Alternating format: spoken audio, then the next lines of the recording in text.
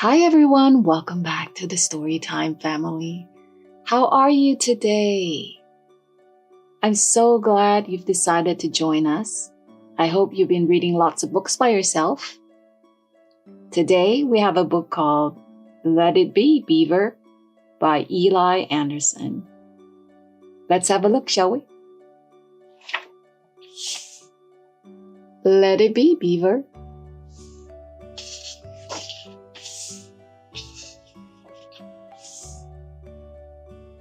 Deep in the forests of the Adirondack Mountains, there was a small, quiet pond that was perfect for a beaver. All around it grew young aspens, a beaver's favorite tree to chew and gather sticks from. There was lots of soft mud, thick enough to hold together a beaver's lodge. Cattails and watercress sprouted everywhere, more than enough food for a beaver to last the winter. It's almost perfect, thought Duncan, as he came across the pond, but I can make it better. In fact, he decided to make the pond his home and began gathering wood to build a lodge. He gnawed through aspens, setting logs and branches into neat piles. He made sure each piece was perfect, munching on soft pieces of bark as he worked.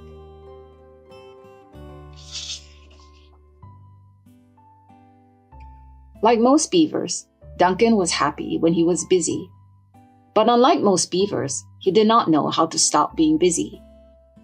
Ever since he was a kid, he felt the need to make things perfect. He would spend all morning grooming himself, picking at his coat until it shined, or his teeth grew tired.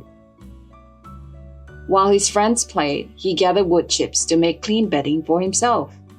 At night, he dreamed about beautiful dams. At night, he dreamed about beautiful beaver dams and silky, smooth mud. Now, as he began building his own lodge, he would make it as perfect as his dreams. Now, as he began building his own lodge, he would make it as perfect as his dreams. One day, Duncan floated downstream to gather more sticks for his home. He soon reached another small pond, where he could not believe his eyes. There in the water was the most amazing lodge he had ever seen. It was perfectly round, with tidy log archways and mud as smooth as silk. "Oh my," said Duncan, his eyes wide with surprise. "If my neighbor's lodge looked this perfect, I must build my home to be just as fine." He filled his mouth with sticks and swam back to his pond. He had lots of work to do. The next day, Duncan woke early and began building his lodge. He worked carefully, forming a dome out of sticks and mud, just like he had seen on his neighbor's home. By the afternoon, his lodge had begun to take shape. It was good and strong, but it was not perfect, at least not to him. Duncan sat on a rock to rest. He chewed on the stem of a cattail and frowned at his work. "That roof isn't round," he muttered to himself. "It's full of bumps. I'm trying my best, but I'll never build a perfect lodge like the one downstream." Just then, a young beaver poked her head above the water. She looked to be about the same age as Duncan. "Hi there," she said with a smile. "That's a nice lodge you're building. I would love to have a beautiful home like that someday." "It's not finished yet," grumbled Duncan, still frowning at his lodge. "I want it to be perfect, but it's not." "I'm swimming upstream to look at the waterfall," she said. "Would you like to take a break and come with me?" "No, thank you," said Duncan. "I still have lots of work to do if my lodge is ever going to be perfect." He hopped off the rock and swam away without saying goodbye. She frowned, dipped her head under water, and continued upstream. Duncan went back to work, spreading mud around his lodge. He spent hours patting the mud with his tail, smoothing and smoothing until it grew dark. A full moon reflected off the pond, and fireflies flickered in reply. Duncan paused from his work. How many full moons, how many fireflies had he not noticed before because he was too busy? He took it as a sign to stop for the night. He swam inside and fell asleep, feeling fairly happy. At least the mud on his lodge would be perfect. The next morning, he woke to birds chirping outside his lodge. It was a beautiful day. As he swam outside, the sun shined warmly on his back. He hopped onto a rock and turned to study his lodge. No! He screamed, scaring away the birds. My mud is ruined. In fact, it was not ruined. It had some small cracks from drying in the morning sun. Duncan rushed to his lodge and patted the dry mud, trying to smooth it. But the more he patted, the more it cracked. Duncan gave up and fell onto his back in the water. He floated and began to cry. He felt like a kid again, upset that he couldn't make things perfect. As he took a deep breath, his head bumped a log. He looked up to see a grandfather beaver on the log, looking at him. His coat was gray and shaggy, but his smile was kind. I'm sorry to startle you, said the old beaver. I was just admiring this nice lodge you built. I live downstream from you, and you live in a lodge downstream? Duncan interrupted. My lodge is not nearly as nice as yours. How did you build your home to be so perfect? Oh, I didn't, said the old beaver with a laugh. Duncan looked back at him, confused. You didn't? He asked. Of course not, said the old beaver.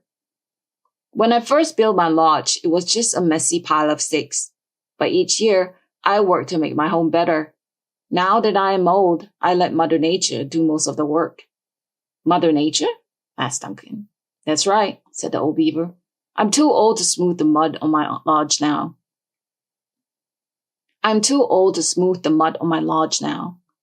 So I slap it on with my tail and let the rain smooth it. Duncan was silent. He didn't know what to say. You have done a good job building your lodge, the old beaver said.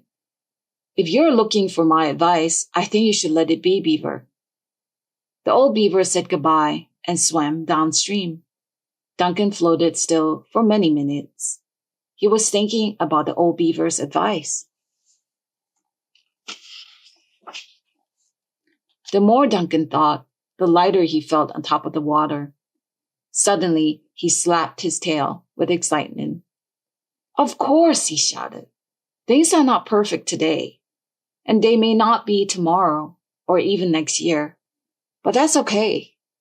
If everything was perfect, I would have nothing left to do, he said. I like being busy, not bored. At that moment, Duncan made a promise to himself. He would try not to make things too perfect anymore. Instead, he would do his best each day and leave the rest to Mother Nature. He turned to swim back to his lodge. It looked better than ever to him now, and Duncan was proud. Then, almost home, Duncan felt something bump against his tail. He turned and saw the nice young beaver he met yesterday. Excuse me, he said. I'm sorry for being rude yesterday. My name is Duncan. What's yours? I'm Patience, she replied. It's nice to meet you. Duncan looked at her and smiled his best beaver smile. Why don't we go see that waterfall now, he asked. I should take a break. Patience smiled back at him. The two beavers swam upstream to visit the waterfall, and Duncan was amazed. It was the most beautiful place he could imagine. The waterfall was perfect, but not because any beaver made it that way. It was perfect, Duncan suspected, thanks to Mother Nature and lots of time. Duncan invited Patience back to his lodge for lunch, and she accepted.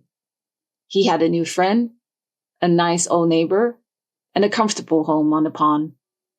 Life is good among the aspens, the mud and the cattails, he thought to himself. And life is even better now that I have Patience.